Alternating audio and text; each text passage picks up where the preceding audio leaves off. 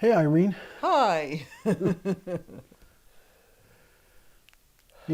think we'll probably talk some about our past history. Yeah, we've had a few people who are curious.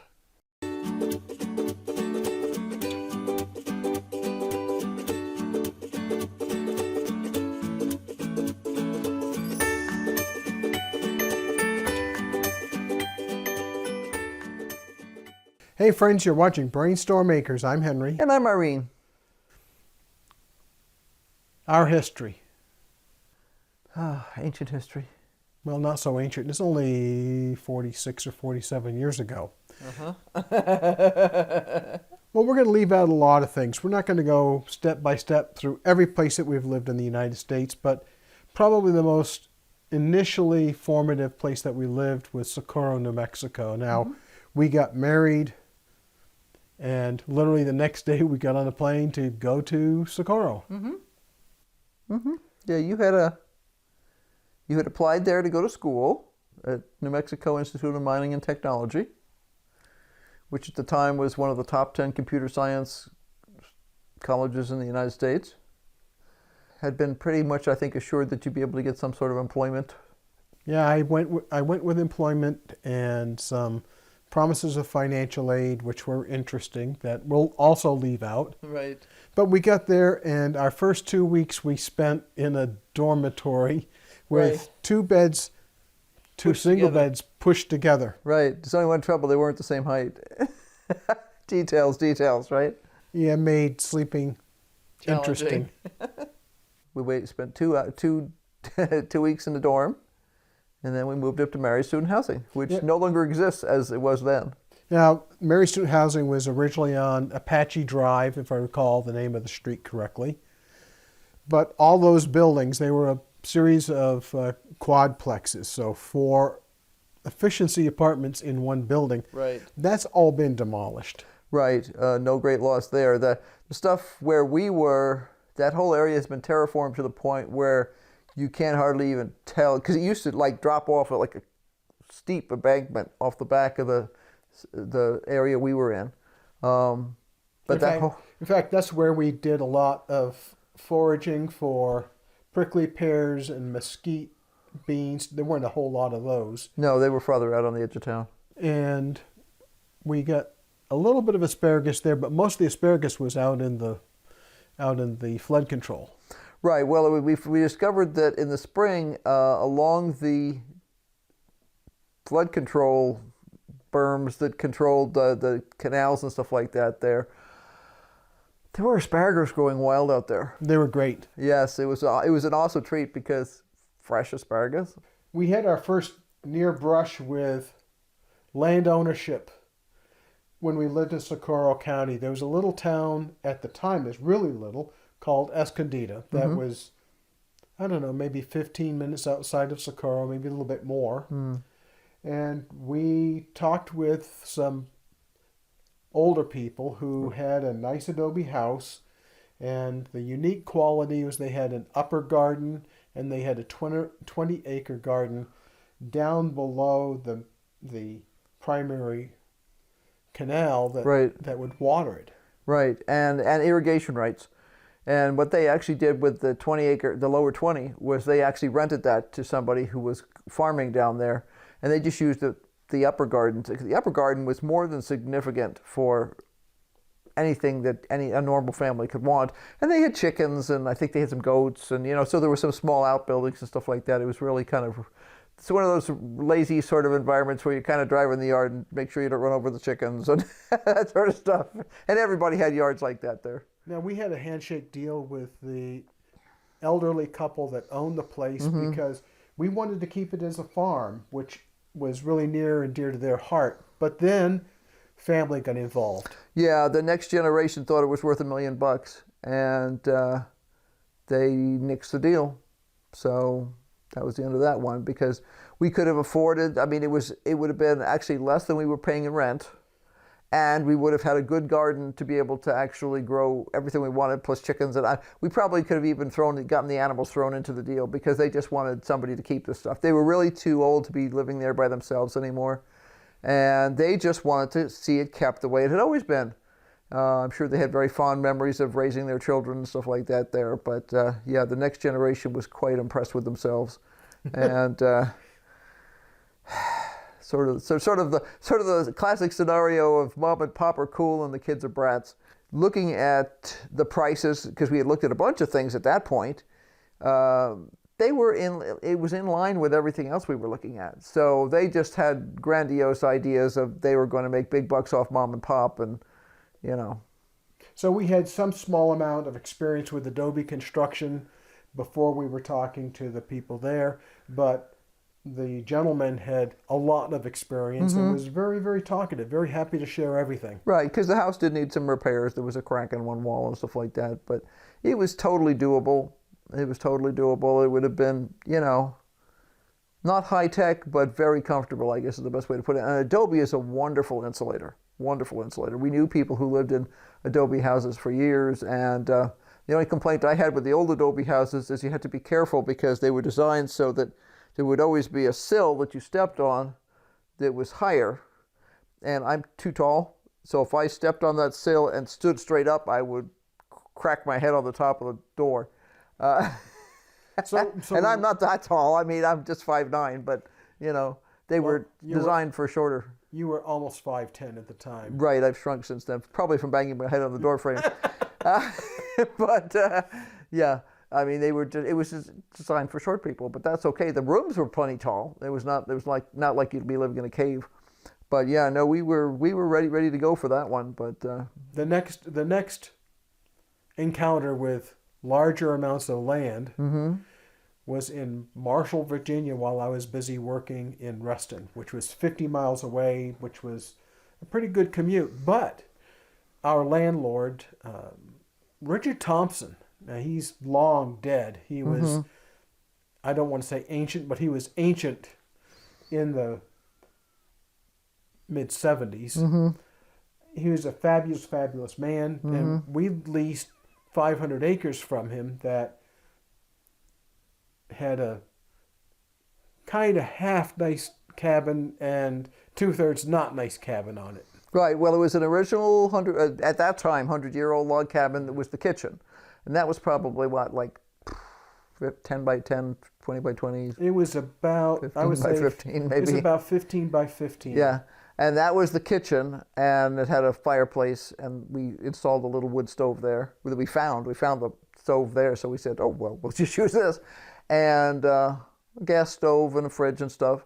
And then the room attached to it was an add-on that was stick-built, and that was pretty decent. And the 2 bedrooms were not very decent. Well, they added 2 bedrooms and a bathroom out of cinder block on the back of that. No insulation. No insulation. Totally not heatable in the winter at all. So we tried to live in the bedrooms, and we couldn't do it. It was just, there was no way you could stay warm.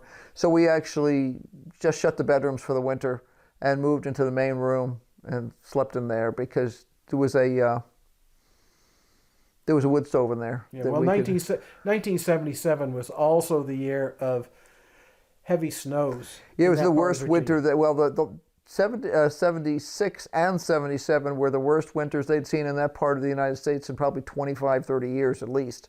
And they had super heavy snows in 77.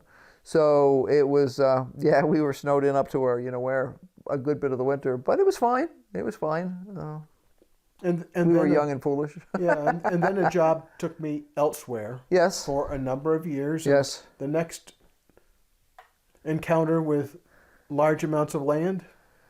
Well, somewhere along there, we bought property in Maine. We did. We bought 250 acres of raw land that was in tree farm, and we did a fair amount of improvement on that property.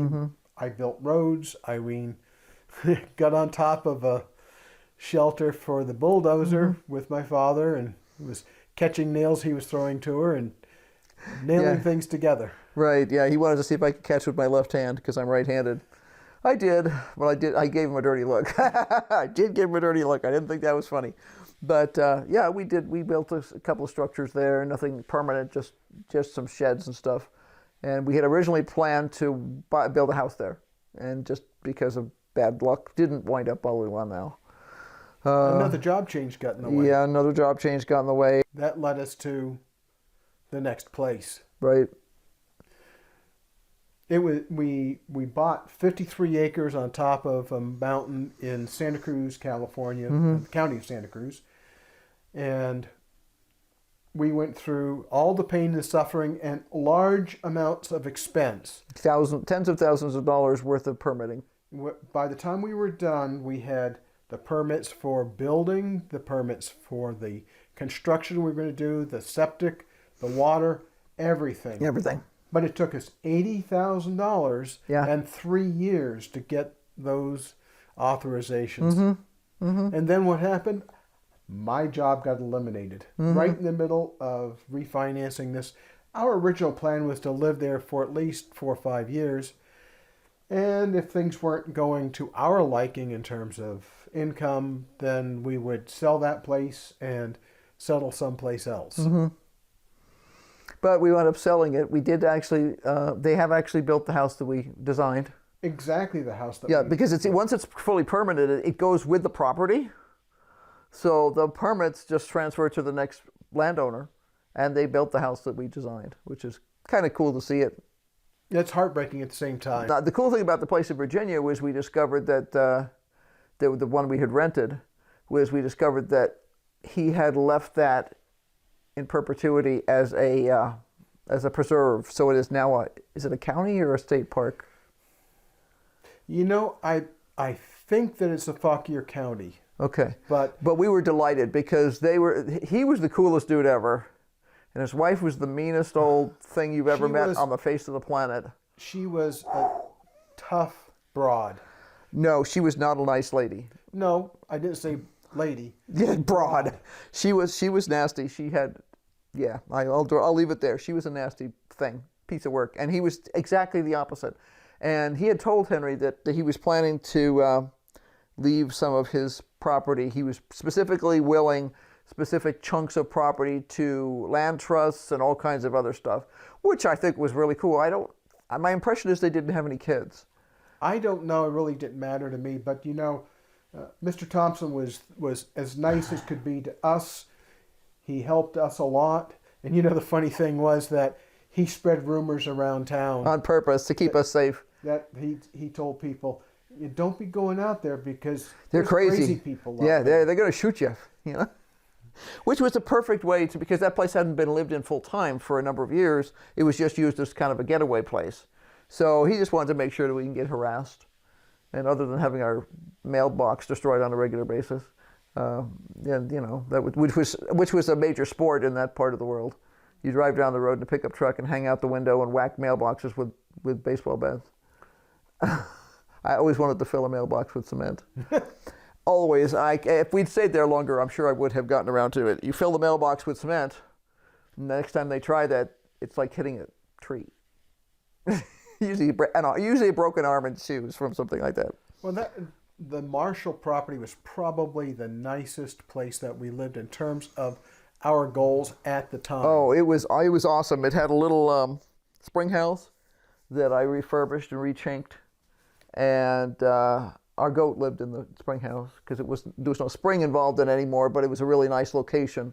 And she and a cat friend moved in with her. We don't know where it came from, but I went in there one day to feed her in the morning, and there was a cat. And I'm like, oh, hi. Yeah, it was great because we could walk from our house down to the dam that held the water back. Yeah. And throw our line in the water and catch some dinner. Yeah, they had brim, was it? I think they had brim, and I think... Because we used to do big fish fries. We'd go down there and we'd catch until we felt we had enough, and then we'd come up and fry them up. Doesn't get much fresher unless you want to start a fire on the side of the lake. But no, that was really good eating, and we used to eat fish fries on a regular basis there because there was lots of fishies. Well, that brings us up to landing in Arizona, which we'll cover in a separate story because there's a lot that went into coming here, landing here, why we're here. This is not the best place in the world to do homesteading. Say goodbye, Irene. Okay, so be sure to like, subscribe, and hit that notification bell. We are busy. In fact, I think Henry's intending to show you some of the stuff we were doing in the kitchen today. I think I'll do that. Yeah, and we have more things to do in the kitchen too later this week, so there'll be lots of stuff. I've been harvesting tons of cabbage, so. Well, you did both cabbage and broccoli. Oh yeah, we have been eating broccoli. We had a really good broccoli casserole the other day. And broccoli, cheese, turkey. How can you go wrong with that? Anyway, so yeah, until next time, be sure to like, subscribe, and hit that notification bell because we are doing a ton. So it's just a matter of getting it on video and sharing it. So until next time, bye. Keep brainstorming. Yeah, always.